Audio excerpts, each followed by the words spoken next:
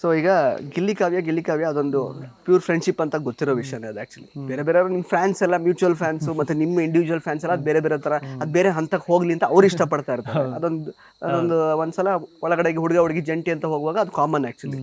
So ನಿಮಗೆ ಏನ್ ಅನ್ಸುತ್ತೆ ನಿಮ್ಮ ಪ್ಯೂರ್ ಫ್ರೆಂಡ್ಶಿಪ್ ನ ನೀವು ಡೆಫಿನೆಟ್ಲಿ ಕಡೆ ತನಕ ಕಾಯ್ಕೊಂಡು ಬಂದ್ರಿ, ಅದನ್ನ ಎಲ್ಲೂ ಬಿಟ್ಕೊಡ್ಲಿಲ್ಲ. ಬಟ್ ಕಾವ್ಯ ಅವ್ರು ಎಲ್ಲೋ ಒಂದ್ ಕಡೆ ಬಿಟ್ಕೊಟ್ರು ಅನ್ನೋಂತಹ ಒಂದು ಕೋಪ ಇದೆ ಆಕ್ಚುಲಿ ನಿಮ್ ಫ್ಯಾನ್ಸಿಗೆಲ್ಲ, ಫ್ರೆಂಡ್ಶಿಪ್ ನ ಬಿಟ್ಕೊಟ್ಬಿಟ್ರು ಅಂತ. ಬಿಟ್ಕೊಟ್ರು ಅಂದ್ರೆ ನಂಗೆ ಕಾಣಿಸಿರ್ಬೋದು ಅಷ್ಟೇ, ಬಿಟ್ಕೊಟ್ಟು ತರ ನನ್ಗೆ ಕಾಣಿಸಿಲ್ಲ ಅಣ್ಣ. ಪಾಪ ಅವರು ಆತರ ಅಷ್ಟೊಂದು ಸಹಿಸ್ಕೊಂಡವ್ರಲ್ಲ ನನ್ನ ಫಸ್ಟ್ ಇಂದನು. ನಾನು ಕಾಲ್ ಹೇಳಿದ್ದು, ನಾನು ಇದ್ ಮಾಡುದು, ಯಾವತ್ತೂ ಅರ್ಚಾಡ್ಕೊಂಡ್ ಕಿರ್ಚಾಡ್ಕೊಂಡ್ ಗಲಾಟೆ ಮಾಡಿಲ್ಲ, ಇದು ಮಾಡಿಲ್ಲ. ಆತರ ನನ್ಗೆ ಏನು ಅನ್ಸಲ್ಲ. ಒಳ್ಳೆ ವ್ಯಕ್ತಿ, ಒಳ್ಳೆ ಹುಡುಗಿ.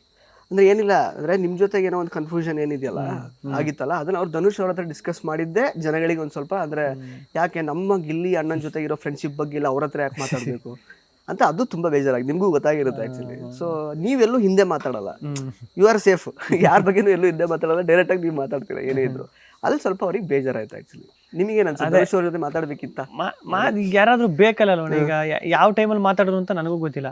ಆ ಟೈಮಲ್ಲಿ ಮೋಸ್ಟ್ಲಿ ಸ್ಪಂದನ ಇರಲ್ಲ ಅನ್ಸುತ್ತೆ, ಅಭಿಯಾನ ಅವ್ರಿಗೆ ಯಾರು ಕ್ಲೋಸ್ ಆಗಿದ್ರು ಅವ್ರು ಇರಲ್ಲ ಅನ್ಸುತ್ತೆ. ಸ್ಪಂದನ ಇದ್ರೆ ಸ್ಪಂದನೇ ಜಾಸ್ತಿ ಕ್ಲೋಸ್ ಇದ್ದು, ಸ್ಪಂದನಿಂದ ಅವ್ರ ಹತ್ರ ಡಿಸ್ಕಸ್ ಮಾಡ್ಬೋದಿದ್ದು. ಧನುವಣ್ಣನು ಜಾಸ್ತಿ ಅಂದ್ರೆ ಪರಿಚಯನೇ, ಇವರೆಲ್ಲ ಒಂದೇ ಫೀಲ್ಡ್ ಅಲ್ಲಿ ಸೀರಿಯಲ್ ಅಲ್ಲಿ ಆಕ್ಟಿಂಗ್ ಮಾಡ್ಕೊಂಡು ಮುಂಚೆನೆ ಪರಿಚಯ ಇದ್ದವ್ರಲ್ವ, ಯಾರಾದ್ರೂ ಬೇಕಲ್ವಾ.